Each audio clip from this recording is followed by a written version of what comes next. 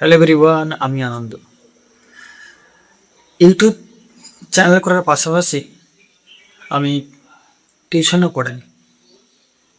তো আজকের এই ভিডিওয়ে আমার টিউশনের অভিজ্ঞতা তোমাদের সঙ্গে শেয়ার করব। হয়তো তোমাদের মধ্যে হয়তো কেউ কেউ হয়তো টিউশন পড়াও, তোমার একটা অভিজ্ঞতা আছে।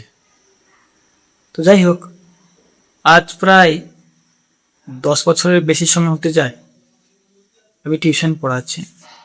প্রথম যখন টিউশন শুরু করেছিলাম, বাড়ির পাশে শুরু করেছিলাম।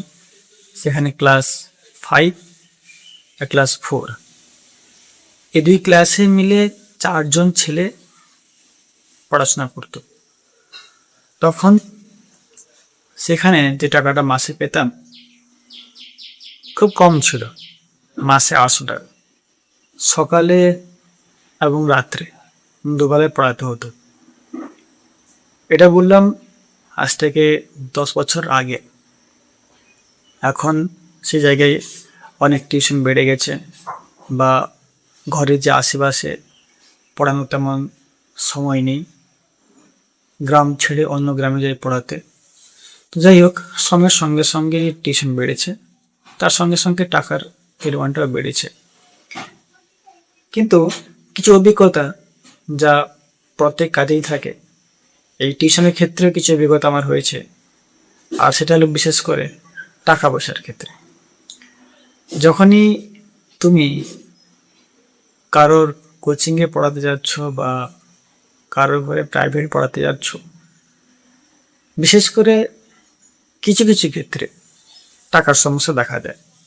আর সেটা হলো, যদি তুমি সপ্তাহে 2বার পড়াতে যাবে এবং 1 ঘন্টা করে পড়াবে, সেই অনুযায়ী কত টাকা হবে সেই নিয়ে একটু দর কষাকষি হয়। কিছু কিছু ক্ষেত্রে টাকা 1 মাস হয়ে গেলে পাওয়া যায় না, সেখানে কোথাও 2 মাস, কোথাও 3 মাস, কিন্তু পাওয়া যায়। বছরের শেষে কোথাও বা এমন নেই যে কেউ টাকা দেয়নি, এমনটা নয়, প্রত্যেকে টাকা দিয়ে দেয়। এটা হলো টাকার অভিজ্ঞতা, যে 1 মাসে পুরো টাকা পেয়ে যাবে তেমন নয়। যদি তুমি মাসে একটা 10,000 টাকা ইনকাম করছো, সেখানে তুমি সম্পূর্ণ 10,000 টাকা পুরো পাবে না, যেটা কোম্পানিতে হয়। কোম্পানিতে তুমি 10,000 টাকা মাসে 1 তারিখ হোক 2 তারিখ হোক তুমি তোমার অ্যাকাউন্টে পেয়ে যাচ্ছ, কিন্তু এখানে হাফ পাবে। অর্থাৎ 10,000 ইনকাম করলে তুমি 5,000 টাকা পাবে। তার মধ্যেও কোনো কোনো সময় 4,000 হতে পারে, 4,500 হতে পারে, কোনো কোনো সময় 6 হতে পারে, কিন্তু সম্পূর্ণ কোনো সময় হয় না। তো সমস্যাটা হলো এই জায়গায় যে প্রত্যেকে তো সংসার আছে, টাকার দরকার আছে, সেই ক্ষেত্রেই একটু সমস্যা দেখতে পাওয়া যায় টাকার ক্ষেত্রে। আবার কোনো কোনো সময়, যেটা আগে আমি দেখতে পেতাম না, বর্তমানে প্রায় দেখতে পাওয়া যাচ্ছে, কিছু কিছু কোচিং সেন্টার যেখানে ছাত্রছাত্রীরা পড়াশোনা করছে, তাদের যে ব্যবহার শিক্ষকের প্রতি সম্পূর্ণ উল্টো। যদি তুমি কোনো কারণে কাউকে বকে দাও তার ভুলের কারণে, সে তোমাকে ঘুরে কিছু কথা বলছে। এই জন্য অনেক সময় কি হয়, মানসিকতা ভেঙে যায় যে টিউশন পড়ানোর জন্য। এই জন্য যখন নতুন টিউশন শুরু করেছিলাম, তখন প্রায় অনেকেরই মুখে শুনেছিলাম যে ওনারাও একদিন টিউশন পড়িয়েছিলেন, কিন্তু কিছু বছর পড়ানোর পর তারা বন্ধ করে দেয়। আসল কারণ কোনো সময় ওনারা হয়তো বলেননি। প্রায় ক্ষেত্রে একটা কথা শুনতে পাওয়া যেত যে টাকার হিসাবটা অনেক কম সংসার চালানোর ক্ষেত্রে, যেখানে মাসে একটা নির্দিষ্ট পরিমাণ টাকা দরকার, তা হয় না। তার জন্য ওনারা বন্ধ করে দিয়েছে। কিন্তু যেটা আমি নিজে ফেস করছি, দেখলাম যে কিন্তু কিছু কিছু বললাম যে ছাত্রছাত্রীদের ব্যবহার এতটা ভালো না। আমারও কোনো কোনো সময় ইচ্ছাই যে টিউশন সম্পূর্ণ বন্ধ করে দিই।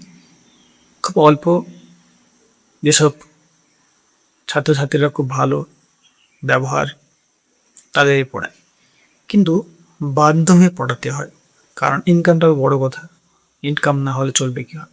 টাকা না থাকলে তোমার সংসার চালানো, তোমার নিজের পছন্দের কিছু জিনিস আনতেই ভুলেও পারবে না, বাধ্য হয়ে পড়া।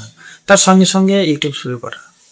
যদি কোনো কারণে ইউটিউব থেকে কিছু ইনকাম হয়ে যায় তাহলে তো ভালোই হয়, তাহলে টাকা দিক দিয়ে কোনো সমস্যা হয় না।